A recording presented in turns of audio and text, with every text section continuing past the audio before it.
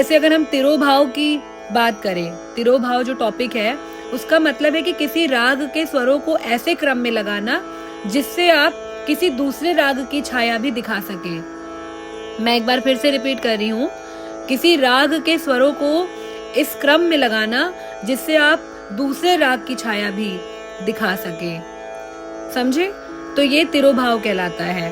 और आविर्भाव यानी तिरोभाव के बाद राग का जो मूल स्वर है उसको लगाकर राग का आविर्भाव दिखाना आविर्भाव कहलाता है। मतलब पहले आपने चलन को ध्यान में रखते हुए किसी दूसरे राग की छाया दिखाई, वो आपका तिरोभाव है। वापस से आप राग के मूल स्वरों को लगाकर राग का जो संक्षिप्त विवरण दिखा रहे हैं वो आपका आविर्भाव है। अब इसके बारे में और क्या चीजें हैं ये भी मैं आपको बताती हूँ। तिरोभाव राग की मधुरता बढ़ाने के लिए किया जाता है।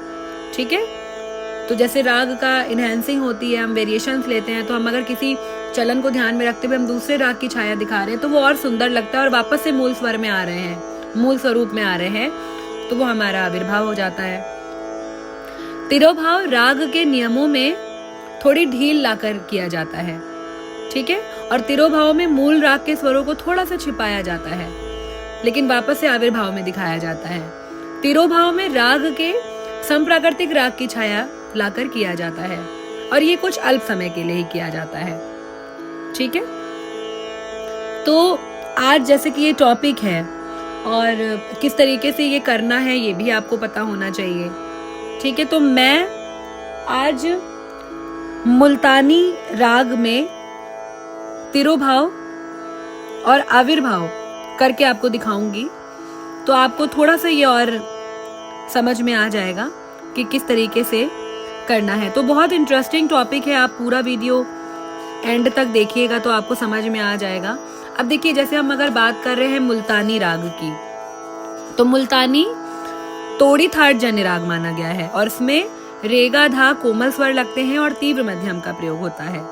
ठीक है, तो ये तो इसका डिटेल हो गया। अब हम दूसरी चीज, सबसे पहले इसका जो आरोह अवरोह पकड़ है उस पे ध्यान देंगे और या फिर इसके कुछ स्वर चलन है उसको हम कर लेते हैं। ठीक है, नी सा गा मा पा